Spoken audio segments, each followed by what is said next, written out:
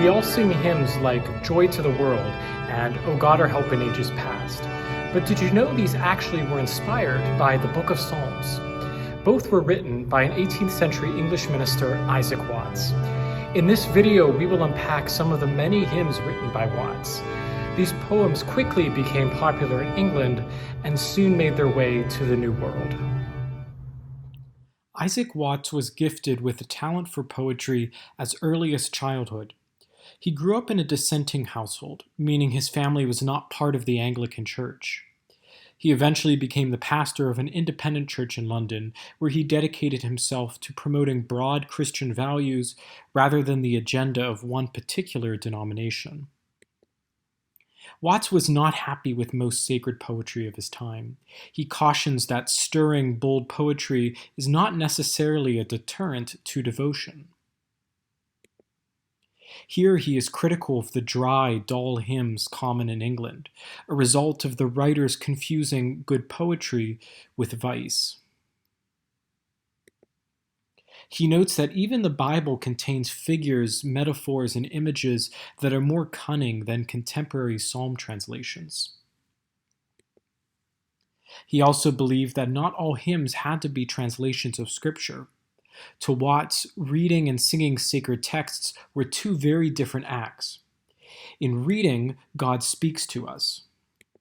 In singing, we speak to God, words of our own experiences, as well as His greatness and goodness.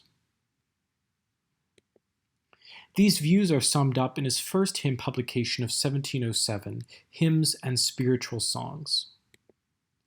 In it, we find hymns like Come We That Love the Lord, Come Let Us Join Our Cheerful Songs, and How Beauteous Are Their Feet. The first part of Watts' Hymns and Spiritual Songs is a paraphrase of New Testament readings, as well as those from the Old Testament that contain messianic references. The second part consists of freely composed hymns, and this is where we find Come We That Love the Lord. The final book is for the celebration of the Lord's Supper. Eucharistic and Passion hymns make up this portion, and this is where we first find When I Survey the Wondrous Cross. This hymn was later popularized in North America. We find it in shape notebooks and camp meeting hymnals. John Wesley was particularly fond of this collection and used it almost 80 years later. However, Wesley omitted stanzas and altered lyrics.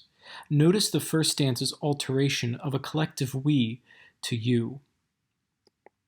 This is ironic because in the preface to his publication, John admonishes those who alter his poetry.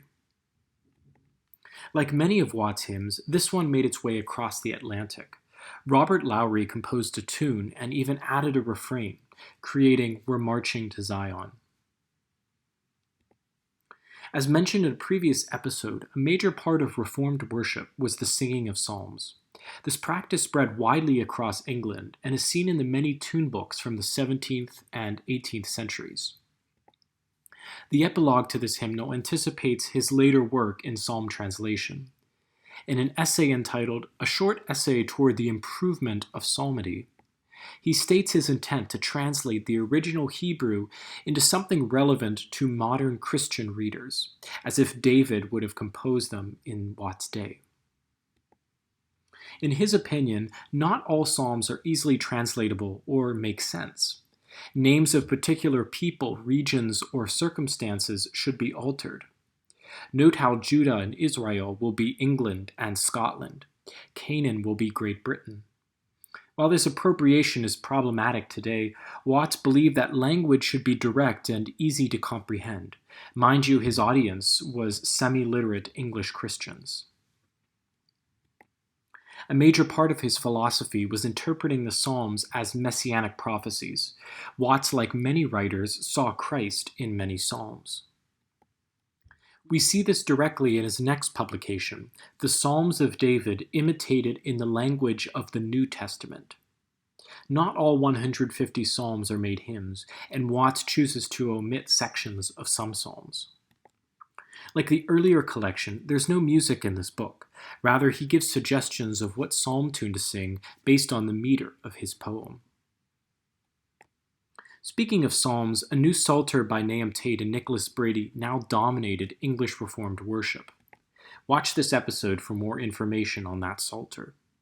But as stated before, Watts wanted an evangelical Christian rendition of the Psalms, not something faithful to the original. As a case study, here is a common modern setting of Psalm 72. The psalmist praises King Solomon, the royal son, proclaiming that his name will endure forever and bring prosperity to his kingdom. Tate and Brady stay quite faithful to the original, but render it in poetic meter.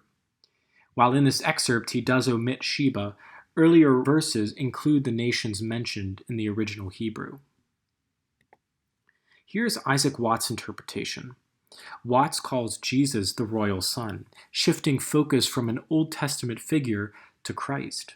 Note too his anglicizing ancient nations. Tarshish and Sheba are now revised to suit the world he knows, Europe and the eastern nations of his world, Persia and India. Clearly, this is a free and inspired approach, very different from the aims of other metrical psalm writers. Other psalm hymns by Watts include My Shepherd is the Living Lord, I'll Praise My Maker with My Breath, and O God our Help in Ages Past. Perhaps the most well-known hymn from this collection is a paraphrase of Psalm 98, which opens with that familiar song of praise and ends with a vision of the end times, when the Lord will judge the world in righteousness. Watts turned the psalmist's prophetic vision into the fulfillment of that vision, Christ's birth. And he came up with joy to the world. Watts took a number of liberties in rendering the 98th Psalm. Like many others, this psalm references instrumental music. Watts, like many of the hymns in this book, omits any reference to instruments. His congregation sang unaccompanied, so references to trumpets and harps were meaningless. The line, Let every heart prepare him room, bears no reference to this psalm. Here, Watts refers to the line in the Gospel of Luke, There was no room for them in the inn. Amid such public grand imagery comes a more intimate moment. Perhaps the greatest mystery is how the melody of this hymn, Antioch, came about. Early English tune books call it comfort, and different sources have different variations. Here you see two spots that differ from what we know today. Another source also calls it comfort and attributes it to Handel. This hymnal actually pairs it with another text by Isaac Watts. But to be clear, this anonymous tune is not found in any work by George Friedrich Handel. But scholars have found places in Messiah from which these hymnals probably borrowed. The opening descent is just like the beginning of Lift Up Your Heads. The sequential passage, and Heaven and Nature Sing, resembles that of Comfort Ye, and maybe that's why early tune books called the tune Comfort. But to be clear, Handel did not write this hymn. In fact, the popularization of this myth comes from New Englander Lowell Mason. Mason first paired Joy to the World with this tune, called Antioch and subtitled Arranged from Handel. Mason was very anti-shape note singing and wanted choirs and students to focus on European models. For this, he was instrumental in shaping music education in New England. He later became president of the Handel and Haydn Society and published collections of tunes arranged from classical masters like Handel, Haydn, and Beethoven. As I mentioned earlier, Watts was no stranger to North America.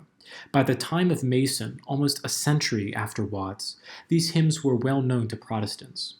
But how did they get here? Benjamin Franklin, an avid publisher, published the first book of Watts in the New World.